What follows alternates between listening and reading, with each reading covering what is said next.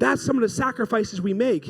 But we think that work and materials and things and cars, and if I buy the newest car and get the newest cell phone and do the newest thing, it's going to fill me up. Why you still feel empty? You got all that stuff, but you still feel empty. Living in a $500,000 home, but you feel empty. It's because you're filling yourself with the wrong things. The first thing I want to get into right now is in verse 29. He says, one day Jacob was cooking some stew. He came home from the wilderness. He was exhausted and hungry. So I don't know if you guys ever remember, there was this like legendary fight back in the day called the Rumble in the Jungle. Y'all remember that? Rumble in the Jungle? Who was Muhammad Ali and George Foreman, right? Like George Foreman, Muhammad Ali, they're two big heavyweights. They're battling out in this ring. And what happened in this fight, what was really memorable about this fight is Muhammad Ali's tactics in the ring. He didn't go toe-to-toe for George Foreman. He knew he would have lost. Like he knew he would have got outpowered and would have eventually lost. So what he did, he had the strategy. They call it the rope-a-dope. Anyone know what the rope-a-dope is? Y'all familiar with the rope? You're right. He's taking the punches. He's on the rope, just taking the punches round after round, a heavyweight bout. And it gets to be about the 10th, 11th round, something like that. Towards the end of the fight, now George Foreman is exhausted. He's all punched out. He can barely keep his own arms up. Then Muhammad Ali saw that's his chance to start laying in on him. And he eventually won the fight. And I think that sometimes what happens with us is that when we are in the wilderness of our lives, the enemy is not attacking us while we're in the wilderness. He's waiting for us to get out of the wilderness. Why? Because we're empty. The wilderness has drained us in our lives. And we see this in Esau. He spent his time in the wilderness. He didn't lose his birthright in the wilderness. He didn't lose his birthright out there while he's out there putting in all the work and hunting and gathering and doing all the things he loved to do in the wilderness. No, he lost his birthright after he came home exhausted. And so my first point that I want to make is that compromise often comes when you're empty. Compromise often comes when you're empty. See, Jacob was at home chilling, making some rich stew. Esau was out in the wilderness, and he came home worn, drained, and exhausted. And that's when danger hit him. See, the wilderness, it left him not feeling defeated, but it left him feeling empty. And the enemy of our souls knows that he can't beat us in the wilderness, but he can wait until you come out empty. Why? Because emptiness made Esau lose the significance of his birthright. And how many times in our lives, when we're desperate for something, do we lose the sign of significance, the things that we're compromising? When we're desperate for a relationship, when we're desperate for an affirmation, when we're desperate for a job, we will go out of our way to do anything and in a process give up anything that's in front of us. Why? Because out of our desperation, out of our emptiness, out of our hunger, we lose sight of the significance of the thing that God has put inside of us. But only does that happen when we are empty. Why? Because the enemy knows that if I can get you empty, if I can get you on E, I can attack you. I can get you to start compromising. I can start getting you to take off your crown. I can get you to start reaching out for instant gratification, to start reaching out for quick fixes in your life that seem like it's going to help you in a moment, but really in the long term, it's going to hurt you.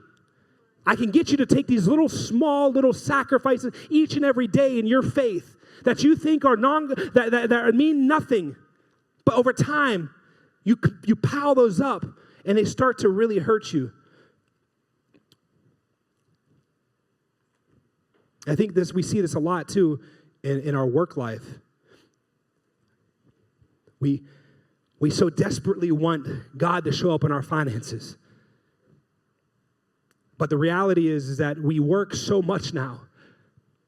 Like the 9 to 5 on Monday is not enough now. We're blaming it on the economy, but really we have no budget. We blame it on the economy and we blame it on the high price of eggs and all these different things. Don't get me wrong, they're high. Egg prices is high. Hey, we need to do something about that.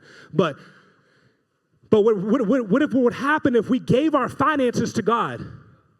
What if we entrusted God with the resources that he's blessed us with, and we gave it back to him to show it that, hey, this is not our God of our lives. This is actually for you, because all good things come from above, and we want to give it back to you. What if we started doing that, and then we won't have this need to work ourselves to death Monday through Sunday, doing everything. And now guess what? I'm tired as heck because I work all the time. I ain't got time to serve. I ain't got time to come to church on Sunday. Don't call me to host no group. I ain't doing that. I ain't got time for anything because I'm so drained with all the work I have to do. Well, maybe I wouldn't have to work so much if I had actually good fundamental financial freedom.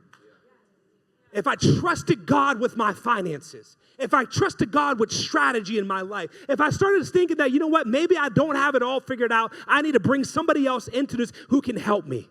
And that will free up some of my time to give back to the Lord. And that will help my family. That will help me to raise a house that's going to serve the Lord. That will help me in my relationships, and my marriage will suddenly start to get better because now I'm putting more time into the things that matter versus giving all my time to an employer who doesn't care about me.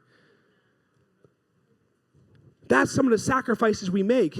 But we think that work and materials and things and cars, and if I buy the newest car and get the newest cell phone and do the newest thing, it's going to fill me up.